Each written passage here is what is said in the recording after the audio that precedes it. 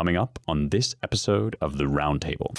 Even in the 90s, you could kind of, even then it was naive to think this, but a lot of people would say, come on, the really crazy is at Williams College and the weird liberal arts colleges, pockets of Harvard. But Georgia State is fine. Oklahoma State is fine. My local high school in, Arkansas is fine. But no, now none of them are fine.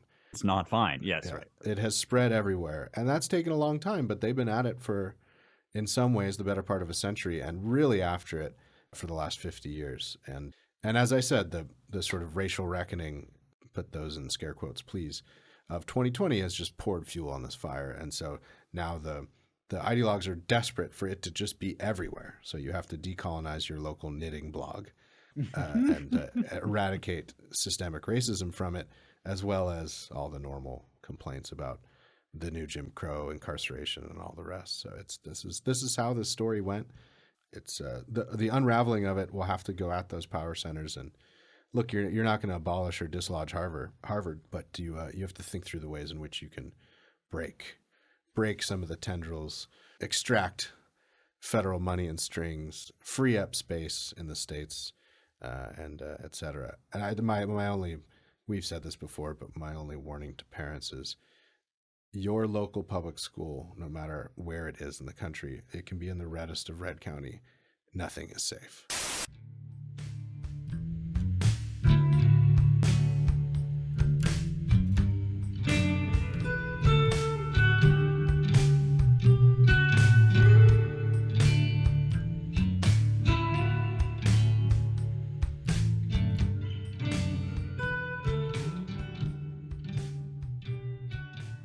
Hello and welcome once again to the Roundtable, your weekly publishers and editors podcast here at The American Mind. I'm your host, Spencer Clavin, features editor of The American Mind, and I'm joined this week by editor James Poulos, and back from the trenches, publisher and president Ryan Williams. Ryan's been gone for a couple episodes, not too long, actually, under the circumstances, considering that we owe him a very hearty congratulations on the birth of his new daughter, Sadie. Albert's got a little sister.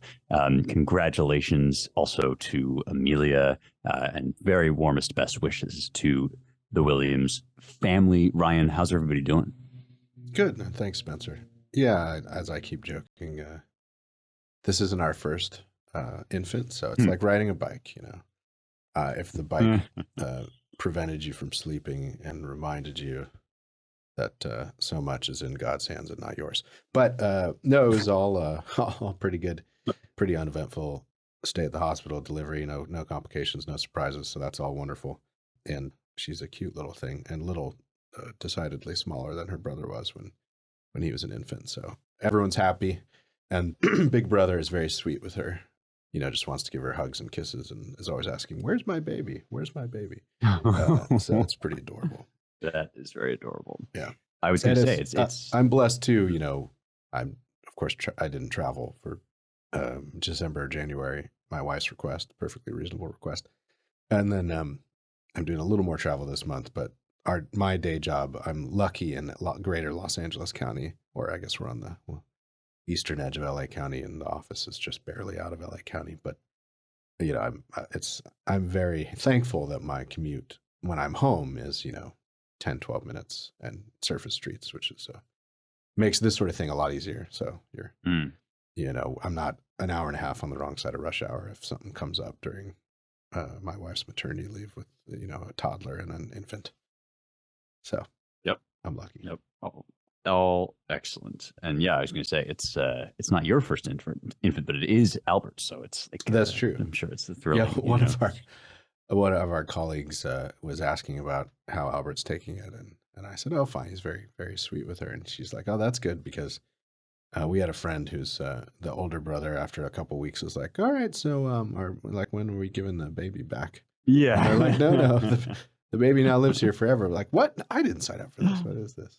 Oh man, I know. I'm told that my sister, when I came along, I'm the second of two. She absolutely doted on me until I learned to speak, and then I became just insufferable, which is pretty much tracks. Yeah, as soon as uh, little Sadie starts, muscling in on Albert's stack of toys and crawling through them and grabbing them, I'm sure we'll have a little revision of affection. yep. Yes, things change very quickly. Well, that's all wonderful. Congratulations again. And let's leap in. It's a new year, and we thought we would introduce a few recurring segments here on the Roundtable. I don't think we've ever really done this before, but there are a few issues and items that I think demand kind of our sustained attention. And so we're going to start this week with a recurring segment that I'm calling This Is Fine. And that's after the meme, if you've seen this online, of the cartoon dog sitting in a house which is on fire, and he takes a sip of his coffee and he says, "This is fine." And so the spirit of this segment is to pull back the camera just a little bit and take an opportunity, not necessarily to talk about some specific event in the news. Most of our segments are pegged to some news event or other, but instead to turn our attention to things that are still political, still ongoing, still in the news, but kind of slow burn catastrophes. Everybody kind of knows about this stuff that's boiling in the background, getting kind of worse and worse. And people, we have the sense, I have the sense at least, that people are sort of feeling like this is just getting worse so slowly. It's like the frog in the pot. Is this going to blow up in our faces at some point? Are we just headed for some sort of collapse? And we thought it would be good to look at those kinds of problems. The first one that we'll talk about, as we'll get to in a second, is going to be the national debt. So just to give an example, we'll do one also later on immigration, and we may revisit these as we go, because of course they're topics that merit more than 20 minutes worth of conversation. But these are things that I think people are feeling like they would rather not just wait for this to get worse and worse, or indeed to fall off some kind of cliff. That famous kind of witticism, right? How did you go bankrupt? Very gradually and then all at once. Like, people, ourselves included, very much do not want that to be the story of our time at the helm in America. And we'd like to take a look at these questions specifically with an eye toward, collective action, but collective action at the local level, things that people can do without having to, say, be president of the United States or, win the governorship. What kinds of things might we bandy about? What sort of ideas might emerge as we discuss these issues from a kind of ground level? So we might have experts on from time to time to deal with these sorts of things, but really we're into, I think, asking these questions not as experts, but as informed citizens who care about this country and want to see her make her way out of these choppy waters. So with that, let us launch into This Is Fine for the first time. And let me say that if you're interested in proposing a topic for one of these segments, you should absolutely tweet at us at the MMind, or contact us through one of our other various channels. So let me set this conversation about the debt. I'm going to start by reading some Thomas Jefferson quotes from some of his letters. This is, you could almost reach in at random in a grab bag of his comments on the debt. He was obviously one of the great writers among the founders, but here are a couple things to set the stage. This is Jefferson to John Taylor in 1816. He writes, "I sincerely believe that the principle of spending money to be paid by posterity under the name of funding is but swindling futurity on a large scale." And then again to Samuel Kercheval in 1816, "When the decline of society begins, indeed the bellum omnium in omnia," that's Latin for war of all against all, "which some philosophers, observing to be so general in this world, have mistaken it for the natural instead of the abusive state of man. And the forehorse of this frightful team is public debt. Taxation follows that, and in its train, wretchedness and oppression." That last quote ends an essay in the Claremont Review of Books by our friend Jeffrey Anderson. It's called In the Red, and really a comprehensive essay on the debt. It goes into figures, as Jeff does so very well, in great detail. You can find it on ClaremontReviewBooks.com. But let me just read to you a little bit of the opening of that piece. He says, our national debt, which reached $4 trillion the year that Ross Perot ran for president, has hit $30 trillion. If our debt were to keep rising at that rate over the next 60 years, it would increase more than 50-fold and surpass $1.5 quadrillion. A quadrillion, which sounds like a made-up number, is 1,000 trillions. The portion of the national debt that really matters is the almost 80% that's held by entities, whether foreign or stateside, other than the federal government. Such debt held by the public, which is fueled by deficit spending, has to be paid back to outside entities, whereas debt not held by the public merely involves intergovernment transfers. Foreign holdings compose about a third of all debt held by the public. Japan and China hold by far the most, over $1 trillion each, some of which belongs to private investors and some to government entities. Put another way, China, an increasingly hostile world superpower, has more than $1 trillion of leverage over us. So, sobering introduction to that essay, and it goes on from there. Of course, with the new Congress launching into its operations, this topic has come directly to the forefront because of the question of raising the debt ceiling versus defaulting on America's debts. I should say, of course, those aren't the only two options, but this is sort of how the crisis is posed in the press.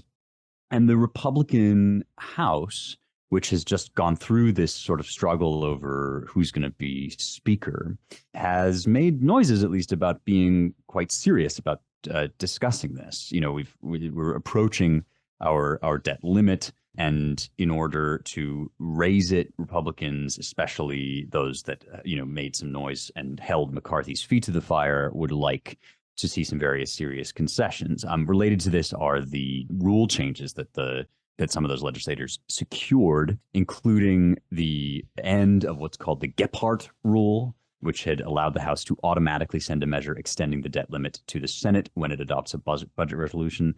Instead, they've instituted the Holman rule, which is from the 19th century, and it allows Congress to amend spending bills with the intent of salary reduction or employee termination or cutting a specific program. The other one that I'll mention here, and then I'll sort of stop talking and hand it over to the panel, is pay-go versus cut-go. So pay-go is pay-as-you-go. And that's what has now been replaced with cut-go, which requires mandatory spending increases to be offset only with equal or greater decreases in mandatory spending. This is another kind of resurrection of an older rule, an attempt to get back to the operation of the House as the founders intended. And it comes along with some of these other rule changes that are designed to make sure that, people actually get to read the bills before they're voted on and so on and so forth. The Biden administration has singled... What's that? How quaint. Okay, I know. What a charming idea. The Biden administration has signaled total disinterest in working with congresspeople, congressmen and women on this issue. They just want to steamroll ahead spending all this money. I think I'll leave it at that for a setup. I've already talked too much introducing this whole concept. But with that, this is not fine. And I'd like to know what you guys think about what, if anything, can be done. As a matter of just political calculation, the Biden administration, in showing a complete unwillingness to do anything about the debt, is wiser than the Republicans. As a matter of long-term fiscal and national health, of course, the Republicans are slightly less bad. Although we should note that everyone across the political aisle, there are some exceptions, but they've never marshaled in the last 40 or 50 years, never marshaled a majority or mounted a persuasive enough campaign to get any sufficient number of people on their side. I mean, the modern bipartisan agreement is well outlined in this. I'll just read a few things from another piece, quite a bit older, from the Claremont Review Books than Mr. Anderson's piece, but a piece by our friend Chris DeMuth, a long piece, I think it's 9,000 words or something, called Trumpism, Nationalism, and Conservatism. But his closing section is on the welfare state. And just a few choice quotes, because DeMuth has been working on this sort of thing since the Nixon years, both in and out of government. He's a very smart man and understands not only the fiscal nightmare, but also the coming fiscal nightmare at some point, and perhaps even monetary nightmare at some point. but also knows the political calculations. So in the opening of this section, he has this wonderful sentence, which is, "For all of the fretting about partisan polarization, we have achieved solid bipartisan agreement on perhaps the most significant feature of domestic policy, to maintain an extensive welfare state, not to pay for it, and not to talk about what we're doing." And his argument is, and that's pretty unassailable, I think, is that, until the 1970s, the U.S. government, it would borrow. It was, Jefferson was no stranger to government borrowing, but the government would borrow, sometimes even borrow a lot, like with world wars. But afterwards, they'd pay the debt down in fairly workmanlike order, to use a phrase from Demuth's piece. And so we were more or less, with some fluctuations for natural disasters or especially wars, more or less on a budget balanced year over year type model. And then in the 70s, everything changed. And that's where we are. Basically, what has happened is, as Demuth puts it, through a long sequence of moves and reactions, learning by doing, public officials and voters have discovered a new calculus of political consent. That's in the post-70s America.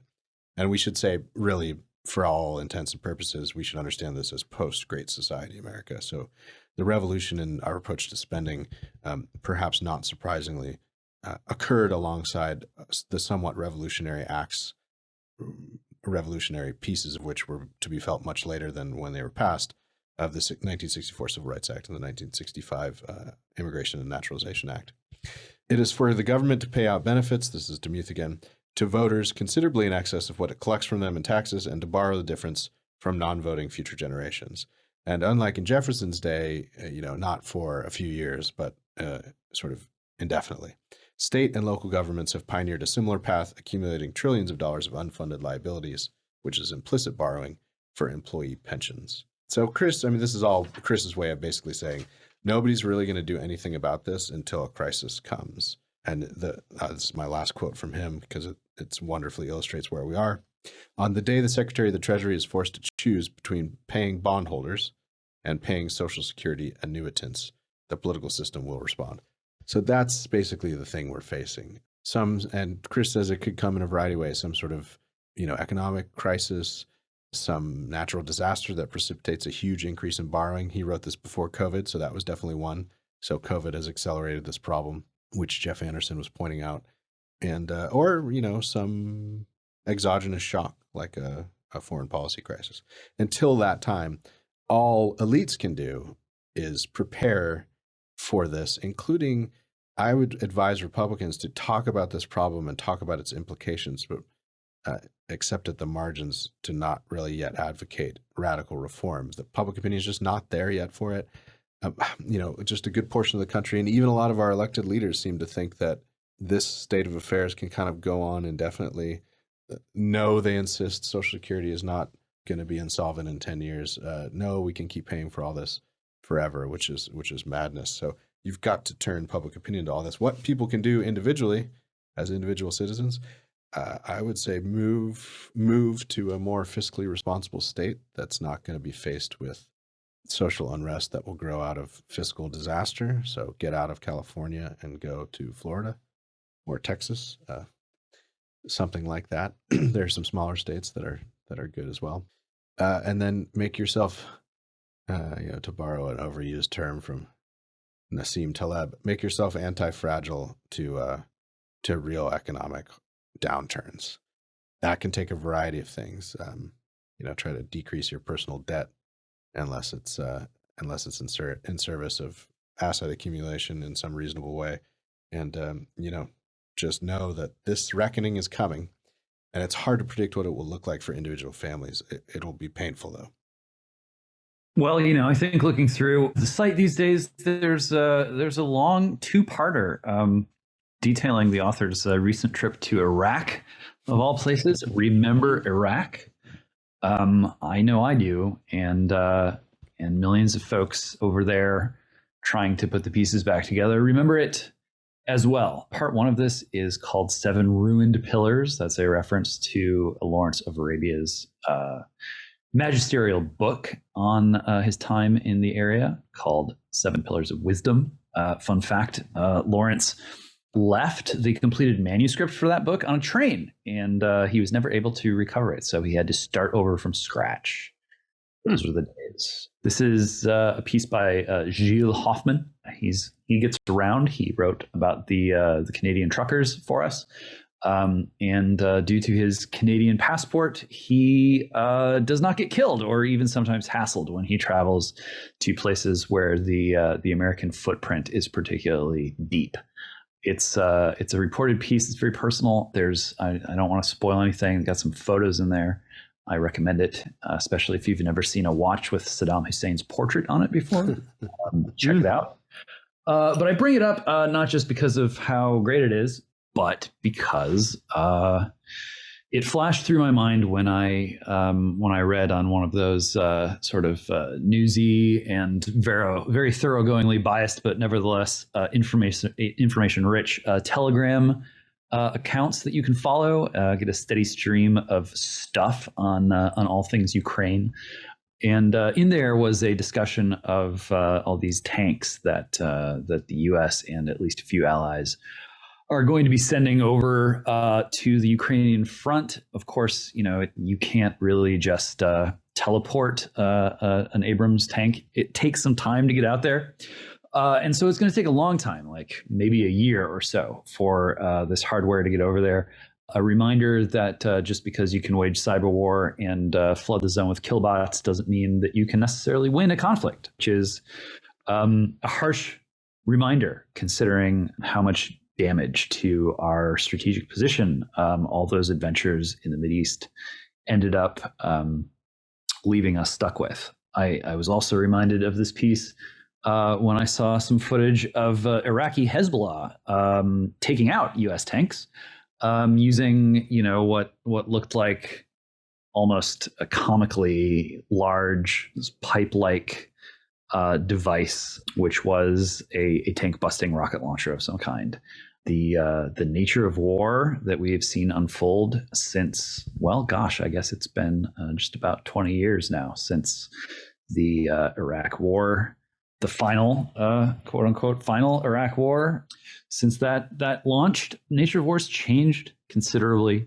It's continuing to change, and it's hard to see how the U.S. is ultimately going to recover from these transformations that, in large measure, the U.S. itself is responsible for kicking off a sort of okay, you're the sole superpower, you got the big army, you can project power anywhere in the world, shock and awe, step on your enemies, and there seemed to be so few of those enemies 20 years ago, but now the landscape, of course, has changed, and deep and abiding questions remain as to what exactly can be done in Ukraine, what exactly can be done in Taiwan without creating a worse situation strategically than we already face.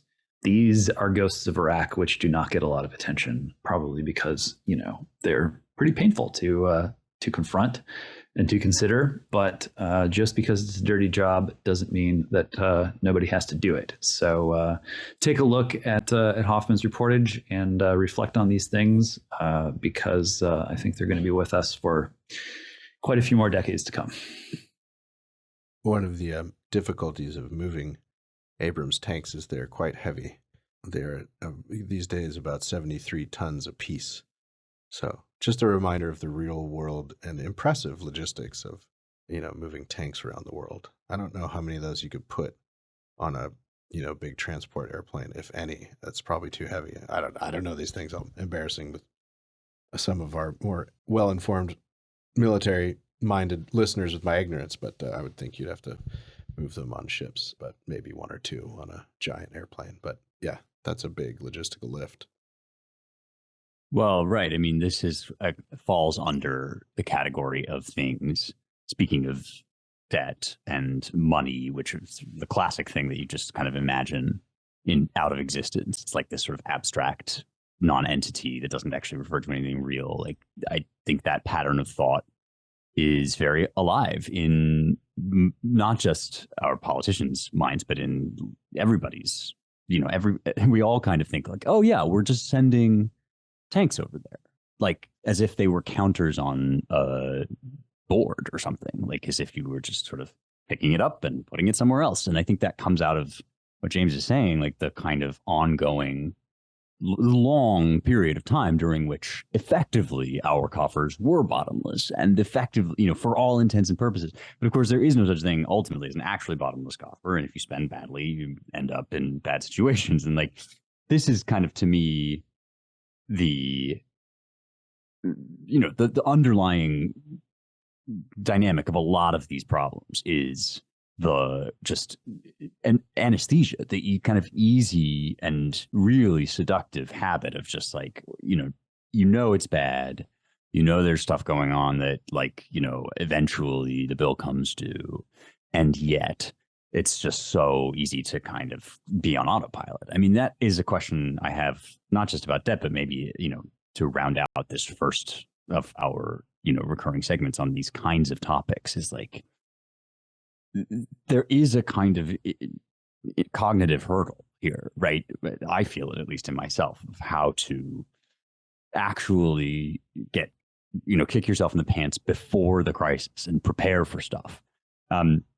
Is that just a hopeless task? I mean, Ryan, you were suggesting that like actually you do need the crisis in order to, I mean, certainly politically, I think that must be right. Like this stuff has to come to a head before people have incentives to do anything about it at a political level. But what about like individually?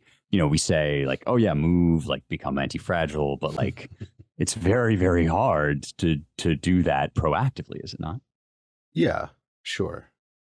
But we should put it in some historical perspective. I mean, the difficulties facing us in postmodern America pale in comparison with the challenges of daily life of 50, let alone 150 years ago. So, suck it up and get after protecting you and your family, making even some radical changes to your lifestyle and way of living. It's kind of redundant, but lifestyle is a terrible term, which we probably inherited from the Germans. But like mindset. And Weltanschauung. The great thing about Google is I looked that up really quickly, and I think the payload for our largest military transport plane is about 130 tons, so we could move one Abrams tank. Anyway, yeah, I would say, these things in the abstract or as a matter of concerns to individuals or families are kind of overwhelming. So I would, it's a cliche, but take it one day at a time and make small improvements in your ability to weather the coming storm, because it is the hard thing is it's very hard to predict when any crisis would come, and especially, the U.S. has kind of a buffer. It's still the world's reserve currency and has been, since after World War II, give or take change. That's a long run. And so even elites and very smart people are kind of ill-equipped to even think of the collapse of that kind of cushion. But it can come, and there are all sorts of unpredictable ways in which it could come. So it's, prepare for the worst and as soon as possible, but realize that, it's both foolish and sort of psychologically draining to be running around like the sky is falling all the time, even if some unpredicted event could cause the sky to fall next week. Right.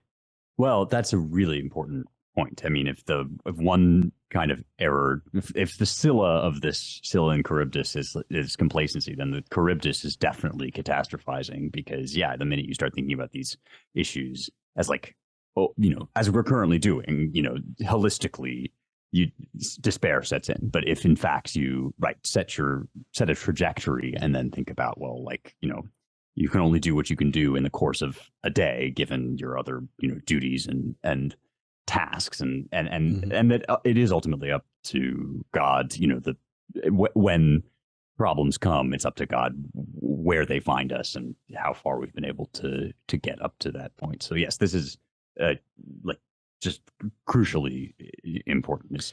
Don't despair, not because bad things might not happen, but because bad things just do happen, and like you are not responsible for nor capable of averting them at some sort of like cosmic level. And especially in our increasing digital age, never underestimate the numbers of people and even businesses out there who are either making money or gathering clicks by stirring you up.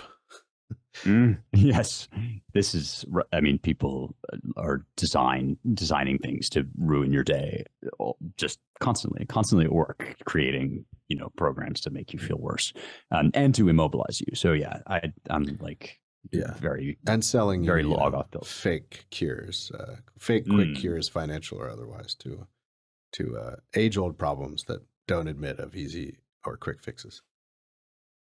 Good. Well, this is, I think, a helpful beginning. We'll revisit this recurring segment. That'll be a regular thing that we do. Like I say, if you have other This Is Fine topics for us to talk about, shoot them our way. But let's get back to our regularly scheduled kind of newsy programming and talk once again about my man DeSantis. Ron DeSantis had a win in the education sphere recently at the college level.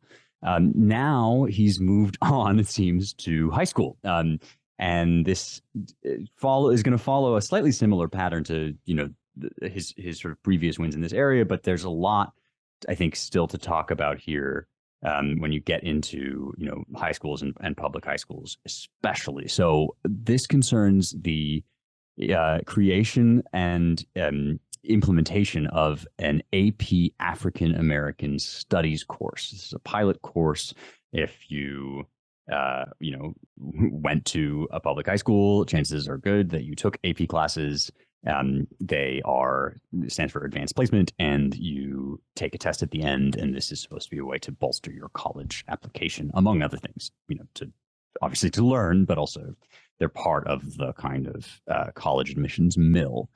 So these are, important, and they're run by the College Board, which proposed, it turned out, to implement this under the aegis of this African American Studies title.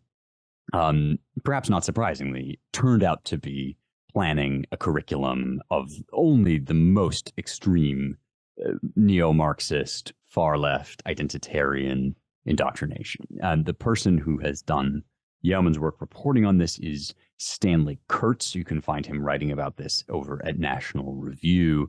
And back, I think in September, a while back, he obtained a copy of this curriculum, which he wasn't able to share fully at the time, and was warning about the nature of it. Now, as more of this comes to light in the wake of DeSantis' move, we can see that, not only is queer studies, queer theory kind of lumped under the name of African American history in classic intersectional fashion, all oppressions are as one and all require the overturning of the American regime.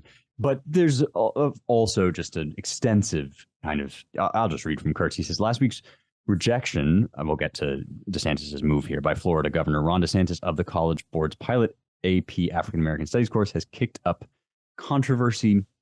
But the fourth quarter of the course features a topic on the movement for Black Lives. The movement for Black Lives, M4BL, was started by the Marxist organizers who founded Black Lives Matter, yet M4BL extends far beyond BLM, encompassing over 170 Black-led organizations. M4BL is organized around an extensive policy platform, the Vision for Black Lives. That platform is radical, to say the least. As you might expect, it includes planks such as defunding the police. M4BL's platform goes further, however, by calling for the abolition of all money bail and even all pretrial detention. To this end, the Vision for Black Lives endorses federal legislation by Squad member Representative Ayanna Pressley. So, as I teased just a second ago, DeSantis is having none of this. He has rejected this pilot course. This caused all sorts of hand-wringing. Karine Jean-Pierre said that he was trying to block the study of Black Americans, which is the classic rhetorical move. Leftism takes something good or neutral or important and wears it as a skin suit, a kind of Trojan horse, to mix metaphors for extremism and radicalism. And then to pile on yet a third metaphor, then you get the Mott and Bailey, which is like, oh, feminism is just about equal rights. And then, of course, you say, oh, yes, then I'm a feminist. Oh, good. So you must support, child transgenderism and hormone injection. So this is kind of how this has worked forever, but DeSantis is genuinely taking action against it. This is under Florida's Stop Woke Act, which, among other things, bars the promotion of critical race theory in K through 12 schools. So since AP falls under that K through 12 aegis, and since indeed we're talking here about public schools, DeSantis is well within his rights to take action, and it seems as if he may have gotten movements. Kurtz writes today on the 25th that the College Board will release a revised framework for this APAAS, African American Studies course. So not only is he standing his ground and really putting his money where his mouth is, but it seems as if he may be spooking the College Board into backing down. Now, it's totally possible that they'll come out with a revision and be able to say they did that, but in fact, they'll just have smuggled the same kind of content into their course. Nevertheless, surely an impressive move from DeSantis, no? Yeah, certainly. And one, as Stanley points out, that took some courage. I mean, as you can see, Karine Jean-Pierre's response is the typical response from the left. A response that's growing less and less effective. We should all be cheered by it, that everyone, like half the political world, just laughed off, even more probably privately, that her ridiculous assertion that DeSantis was trying to block the study of Black Americans. This has been the rhetorical response from the left these days about any challenge to critical race theory or all of these ideologically inflected lefty neo-Marxist, as you said, or socialist of various species, Spencer, distortions of historical or political history in America. You oppose, the one-sided narrative that America has always been systemically racist, and up until like 10 years ago was not even within spitting distance of any semblance of justice, was just an evil, xenophobic, racist, sexist place. You oppose that because that's what CRT teaches, and the attendant ideologies around CRT teaches, whether it's anti-colonialism or whatever else, various cultural studies departments and their filtered down curricular effects at the K through 12 level. You challenge any of that, and the response is, you don't want to teach about slavery. So it's absurd and should be laughed out of polite company. And I'm heartened that that's happening more and more. The problem is we've been arguing about this forever. We kind of have two, especially at the elite level, there's like two polite societies in America, and they really disagree on almost everything. Or maybe there's just one polite society, and it's the uniparty establishment. A long-winded way of saying that any sort of establishment figure, even today, let alone 10 years ago, would have never challenged the College Board on their new African American Studies AP course, let alone rejected it as a matter of state law or anything else. This is just it's a measure or a sign of DeSantis's courage. It helps that I think he's staked out a position on these issues that's popular with, and has framed them in a way that's popular with the majority of his voters. It helps that he rode a lot of these issues to a healthy reelection. So, it's less courageous when you've just won 20-point reelection, partly campaigning on this kind of thing. It's just not to take away from DeSantis's move, but he's put himself in a position where he can much more easily be bolder and more courageous, and that's all to his credit. And one point that Stanley Kurtz points out, and it has a lot to do with our larger arguments on this issue and on the larger educational establishment in America, from the ed schools, the graduate programs, down through normal college courses, down through K through 12, is he points out that the College Board has a monopoly on this sort of thing, and they've been left-wing in their sort of spirit and core for decades. They, long ago remade AP US history into much more lefty-leaning. Even the spirit of my AP US history course, which I took in, would have been 1998, I think, in high school. It was more like the predilections of individual teachers at that point. So, Howard Zinn was recommended by everybody, even if it wasn't assigned as this great and good revision, even though that book is filled with lies, for lack of a better term, about America's history. This is, what's needed with the College Board and elsewhere is some states to push back, and really the ultimate goal should be to destroy the College Board's monopoly on this crucial entry point to higher education, as you say, Spencer. Some related topics: a lot fewer people should go into higher education, should go to college. So there's a variety of problems to solve. But the related one in the larger educational sphere is breaking up these accreditation boards, which are regional and quasi-monopolies in their region, really sort of breaking, decentralizing, and disaggregating and a lot of this apparatus. It would have the double benefit of allowing a lot more real federalism in education policy across states, along with sort of breaking up the tight connection between money and connections and power within these organizations. So the more you centralize this, the College Board sets these standards. Textbooks are written based on those standards because it's all a sort of hermetically sealed system. Kids want AP courses to get into college. So their parents want them to take AP courses to get into college. The only agency that pushes them is this now agency that's been captured by left-wing ideological and educational establishment. Textbooks are written. People make money off the text.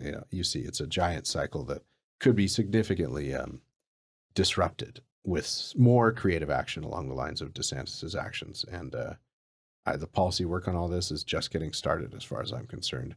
People are just waking up to this finally, from the school board all the way up to the graduate schools. And so, I mean, it's a lot of the work we're doing through our DC Center for the American Way of Life and with our colleague Scott Yenner and others. So it's and Stanley Kurtz and our friend Max Eden at AEI. People are not nearly enough people are working on this, but I hope this is the beginning of, or the end of the beginning of the left's, or the beginning of the end. I don't know. Reference your Churchill, his use of all this stuff of the left's. Just sort of. I mean, the capture of these institutions is an old story.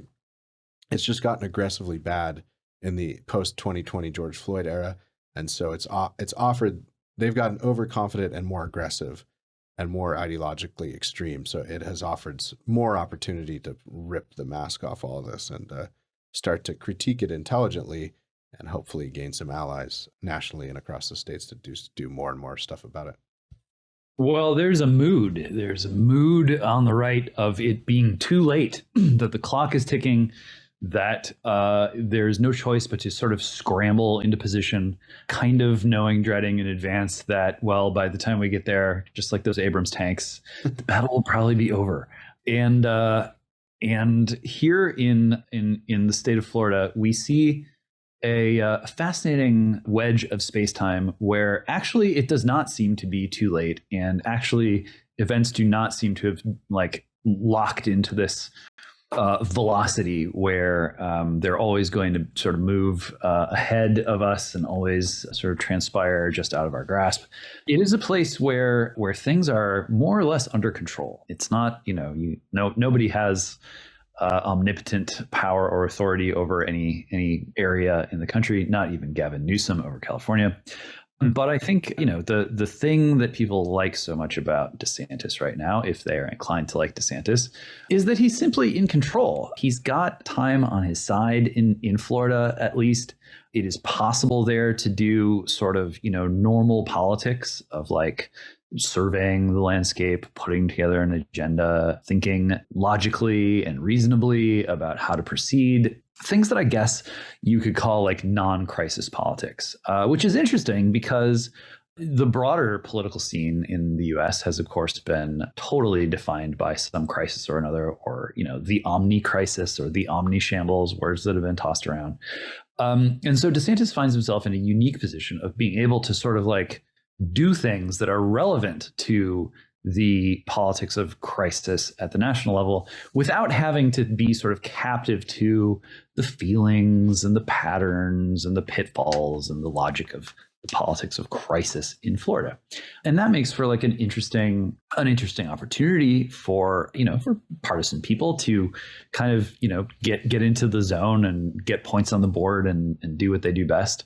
It's also interesting just for sort of, political theorists, maybe even political scientists, God forbid, to observe this and to see what maybe, really functional governance looks like and can look like, and how much of it is, an interplay between knowing what you're doing, but also that kind of confidence, the clarity, being well hydrated and well moisturized and just competently executing.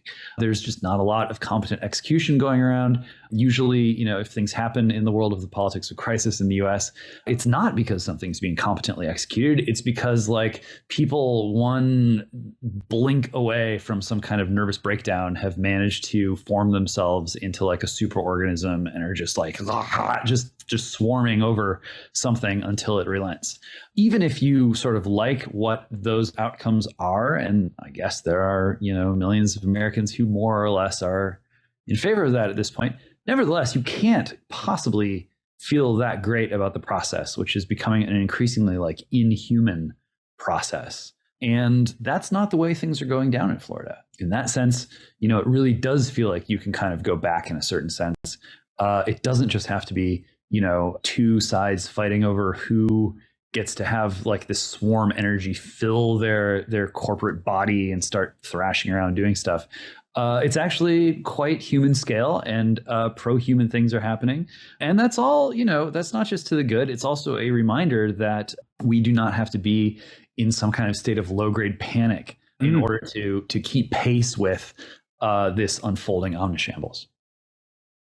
Yeah, when we talked about Davos, I neglected to mention the term polycrisis, which was the theme of their summit this year, which and sounds appropriately, although unpleasantly, like the word polycule, which if you don't know what that is, you should probably just go look it up so that I don't have to explain it on this here family podcast. But don't image. That's very well said, James. Out of the gate, I would recommend. Good point. Yes, maybe I should explain it so people don't have to go Google and deal with whatever results the algorithm spits out. And I'm just so glad, by the way, that somebody finally mentioned on this podcast the importance of proper hydration. I feel that we've really neglected that as a message to get out to the people. Anyway, no, James, this is very well said and crucially important when you're talking about, things that are human sized, talking about avoiding demoralization. Ryan, I think you mentioned that any conversation about education, these, specific site-specific wins, have to lead into, be a thread that connects you to this vast tapestry of the credentialing industrial complex. We've dealt with this a million times on the show in one form or another, but this just nexus of incentives, but also imperatives that kids now grow up under. Everybody kind of knows it's BS.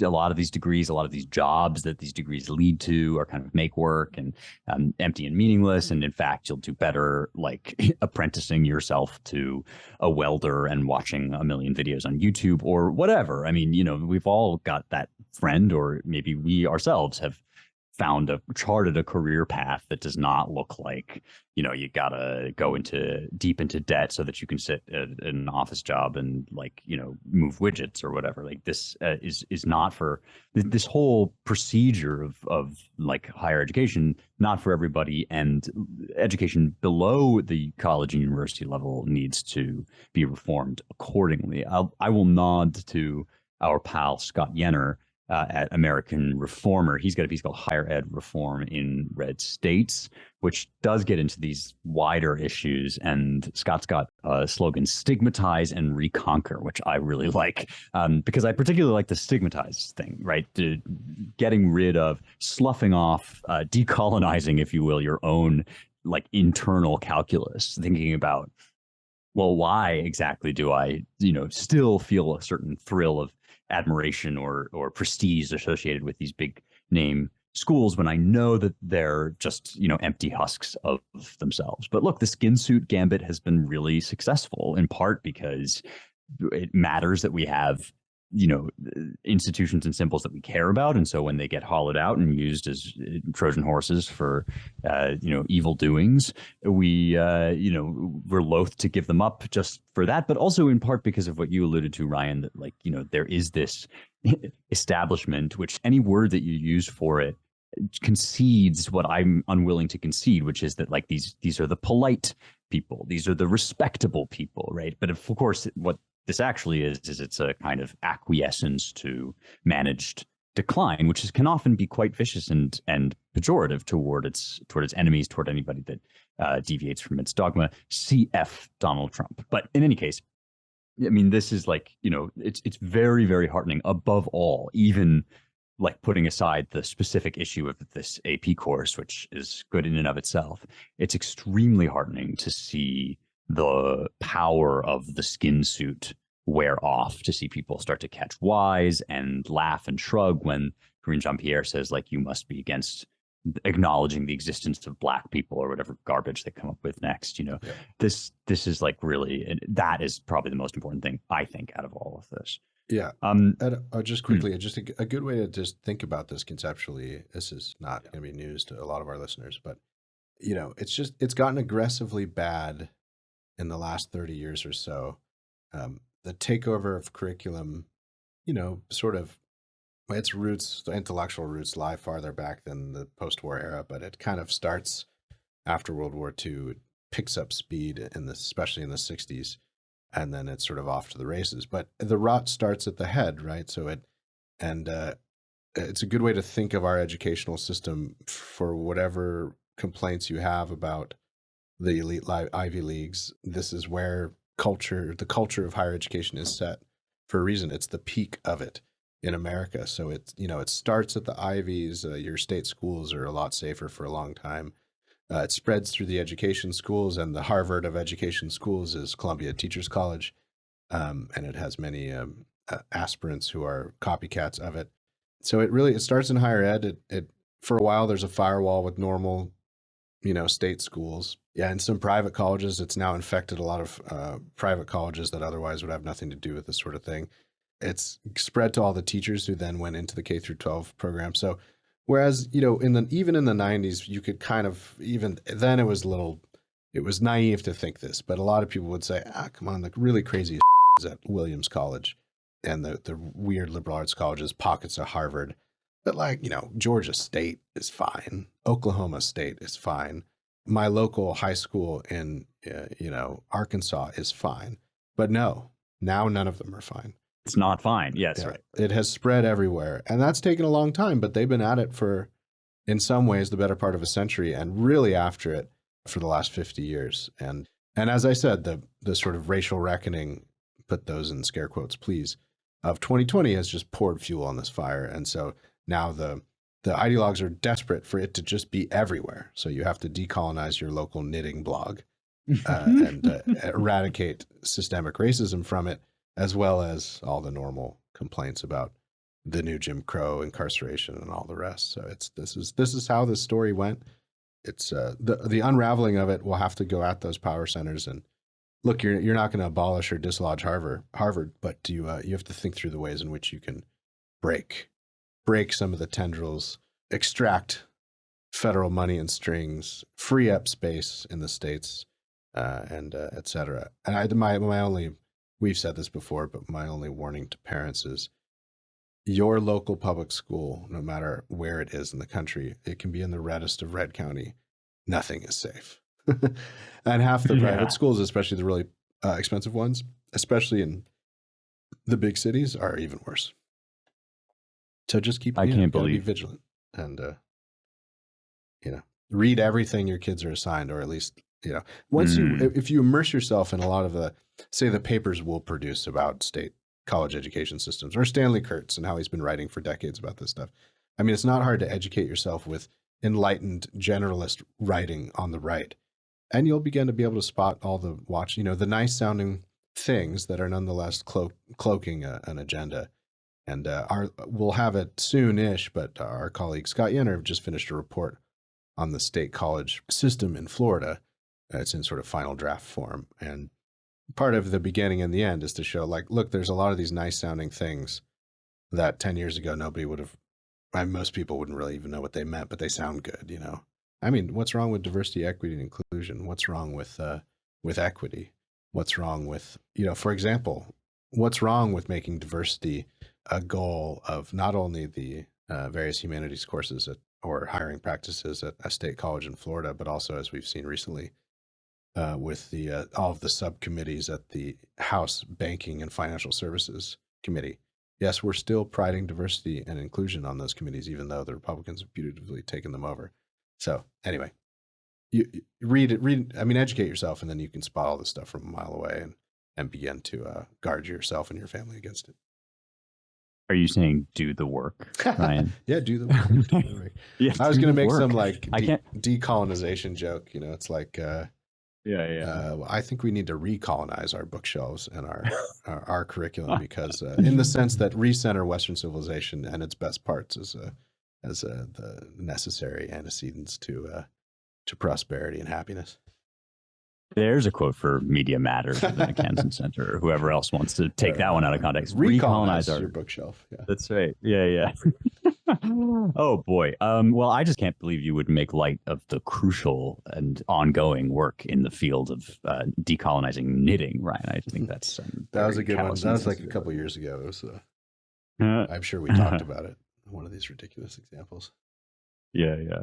Well, I'm going to call an audible here and cancel, hashtag cancel our planned third segment, which was about these two terrible shootings out in California and the ensuing rather predictable gun violence and or gun banning debate, I guess, gun control legislation debate. Top line items include Gavin Newsom said that the Second Amendment is starting to feel like a suicide pact. In fact, it turns out that the shooter in both of these cases was an older Asian man, which is sort of scrambling a lot of people's calculus about these sorts of things when, a lot of the typical people who like to make sort of racialist arguments about this are scrambling to kind of recover that heuristic. But I skip it over because it's really pretty predictable, and we've been over this. Unfortunately, tragically, we've been over this a million times and dealt with it pretty comprehensively on the show.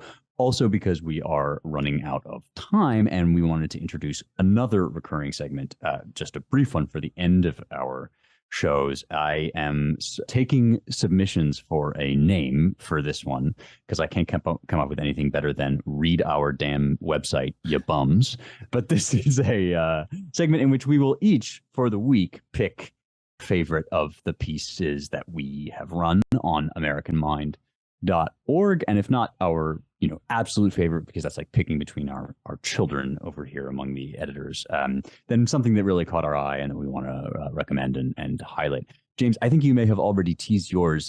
Is it Seven Broken Pillars, or did you have another one that you wanted to mention? Well, it's a two-parter, so I guess I'll take this opportunity to just, make sure that you check out part two, because otherwise you will not get the full experience. I mean, we're really fortunate to be able to cover American life and American politics and ideas in a way that can take you all the way from, something that's very rooted in political philosophy to something that's, you can hear and feel and probably smell the grit of the streets halfway around the world. Yeah, that is a really just elegant and compelling two-parter. Thanks, James. Ryan, what's your favorite piece? Yeah, I'm cheating again. The last time I cheated by going way back to an oldie but goodie. Now I'm going to cheat by recommending our current feature.